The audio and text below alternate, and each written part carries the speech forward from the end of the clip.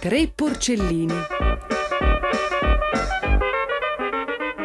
C'erano una volta 3 porcellini che abitavano in una casetta col loro babbo e la loro mamma.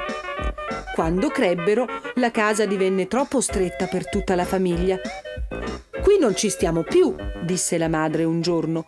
«È ora che ciascuno di voi costruisca la propria casa». «Io mi farò una casa di paglia», dichiarò il primo porcellino, che pensava solo a divertirsi. «Così farò in fretta e avrò più tempo per giocare». «Io costruirò la mia casa con assicelle di legno», disse il secondo porcellino, che era un po' meno pigro, ma non troppo. «Sono un po' più pesanti, ma sono più solide e metterle una accanto all'altra non richiede una gran fatica». «Io invece costruirò la mia casa con le pietre», affermò il terzo porcellino, che poi era il più grande. «Ci vorrà un po' più di tempo e di fatica, ma almeno sarà una casa comoda e solida».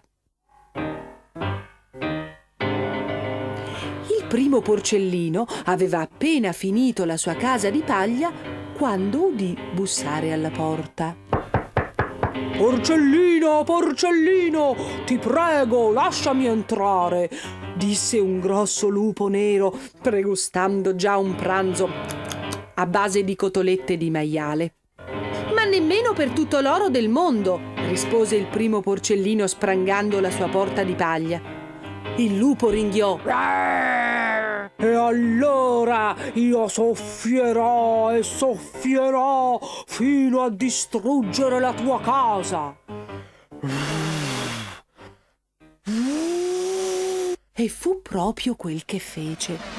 La casa di paglia volò via come un mucchietto di fieno e il primo porcellino corse strillando alla casa di legno del secondo porcellino. Dopo un po', il lupo arrivò ansimante alla porta della casa fatta con le assicelle di legno. «Porcellini, porcellini, vi prego, lasciatemi entrare», implorò attraverso il buco della serratura, mentre pensava al delizioso arrosto di maiale che lo aspettava. «Ma nemmeno per tutto l'oro del mondo ti lascerò entrare», gli gridò il secondo porcellino sprangando la sua porta di rami. «E allora io soffierò e soffierò fino a distruggere la tua casa».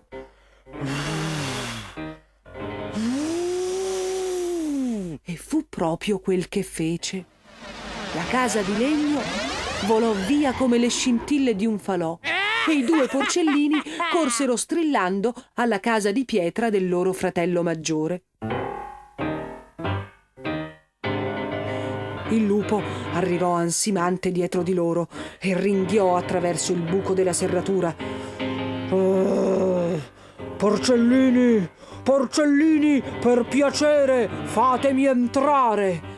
E gli veniva l'acquolina in bocca, pensando ai deliziosi prosciutti che avrebbe mangiato per cena.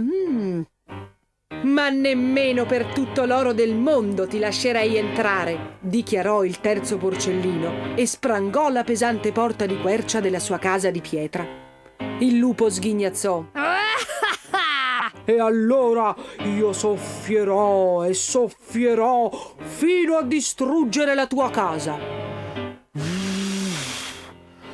Ed è esattamente quello che cercò di fare.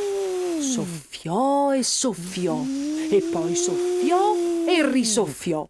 Ma per quanto si sforzasse, nemmeno una pietruzza della casa si mosse. «Ora ne ho proprio abbastanza di questo porcellino», ringhiò il lupo affamato. «Lui pensa di essere al sicuro là dentro, ma io conosco tutti i mezzi per entrare».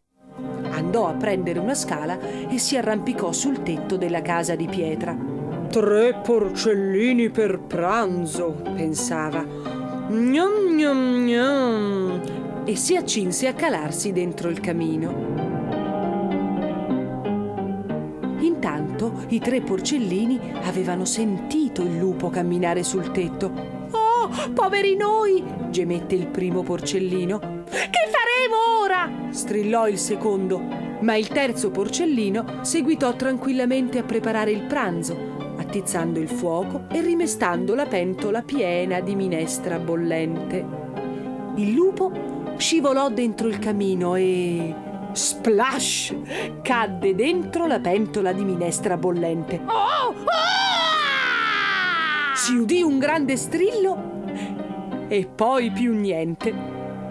E questa fu la brutta fine del lupo cattivo.